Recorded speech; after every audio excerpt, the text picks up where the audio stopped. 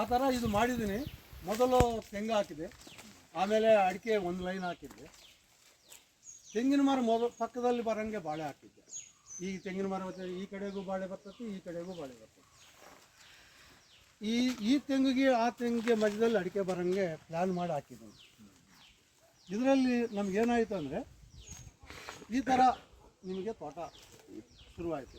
ಈ ಬಾಳೆ ಒಂದು ಸ್ವಲ್ಪ ಕೆಳಗಡೆ ಜಾಸ್ತಿ ಸಿದ್ಗಾಗ್ಬಿಟ್ಟಿತ್ತು.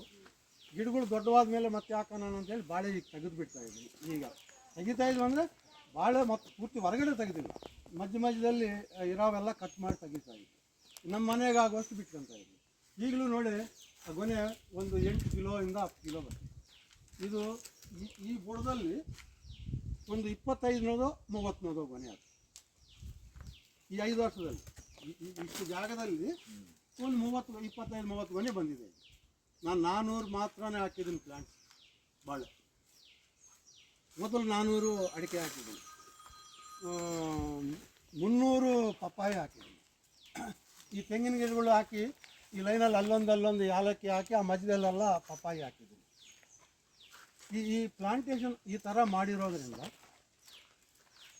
ಇವತ್ತು ನಾವು ಮಂಡ್ಯ ಜಿಲ್ಲಾದಲ್ಲಿ ಪ್ರಮುಖರಲ್ಲಿ ನಾವು ಒಬ್ಬರು ಸೇರ್ಕೊಂಡಿದ್ದೀವಿ. ಆದರೆ ನಾವು ಪ್ರಮುಖರಲ್ಲ, ಅದೇ ಅವರಲ್ಲಿ ನಾವು ಒಬ್ಬರಾಗಿ ಸೇರ್ಕೊಂಡಿದ್ದೀವಿ. ಪ್ರಮುಖರೇ ಕಬಡ್ಡಿ ನೀವು. ಅದು ಇದು ಮಾಡಬೇಕು ಅಂದರೆ ರಾತ್ರಿ ಹಗಲು ಕಷ್ಟ ಬಿಡ್ತಾ ಇದ್ದೀವಿ.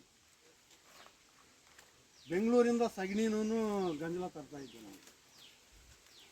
ಇದು ಯಾರೂ ನಂಬಲ್ಲ.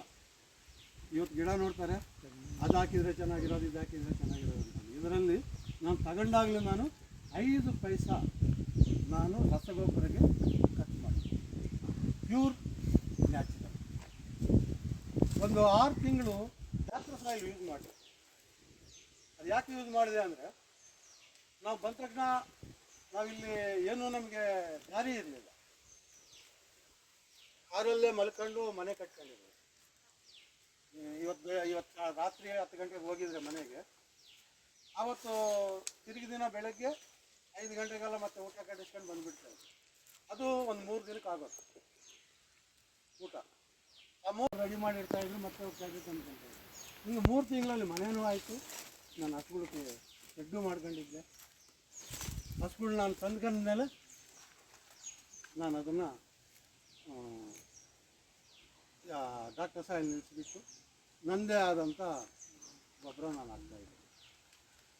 ಹಸು ಕವು ಬೇಸ್ ಬಿಟ್ಟರೆ ಬೇರೆ ಏನಿಲ್ಲ. ಹೆಂಗೆ ಗೊಬ್ಬರ ಅಂದರೆ ಏನು ಸರ್? ಬರೀ ಜೀವಾಮೃತ, ಒಳ್ಳೆ ಜೀವಾಮೃತ. ನೀವು ಎಷ್ಟು ಬೇಕಾದ್ರೆ ಹಾಕಿ ಗಿಡಕ್ಕೆ ಏನು ತೊಂದರೆ ಇಲ್ಲ, ಒಂದು ಲಾಸೂ ಇಲ್ಲ. ಆ ಥರದಲ್ಲಿ ಜೀವಾಮೃತ ಫಸ್ಟು.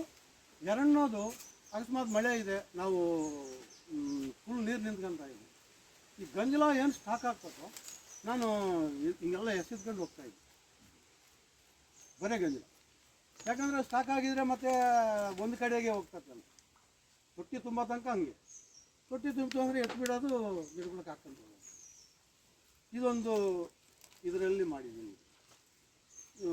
ನೀರು ಬೋರ್ವೆಲ್ಲು ಪ್ಲಸ್ ಕೆನಾಲ್ ನೀರು ಬರ್ತದೆ. ನಾನು ಕೆನಾಲ್ ನೀರು ಯೂಸ್ ಮಾಡಲಿಲ್ಲ, ಇವತ್ತಿಗೆ ಯೂಸ್ ಮಾಡಲಿಲ್ಲ. ಕೆನಾಲ್ ನನ್ನ ಪಕ್ಕದಲ್ಲೇ ಇದೆ. ಅದು ಕ್ವಾಲಿಟಿ ಬಗ್ಗೆ ಅಲ್ಲಮ್ಮ, ನನ್ನ ಬೋರ್ ಪಕ್ಕದಲ್ಲೇ ಬಾವಿ ಮಾಡಿದ್ದೀನಿ. ಇದೇ ನೀರು ಅಲ್ಲಿ ಬರ್ತದೆ. ಏನಾರೇ ನಮಗೆ ವೇಸ್ಟ್ ಏನಾರು ಇದ್ರೇ ಫಿಲ್ಟರ್ ಆಗಿ ಬರ್ತದೆ ಅಲ್ಲಿಗೆ. ಅದಾದ ನನ್ನ ಯೋಚನೆ ಮಾತ್ರ ಅದು. ಅದು ತಪ್ಪು ಆಗಿರ್ಬೋದು, ಒಪ್ಪು ಆಗಿರ್ಬೋದು.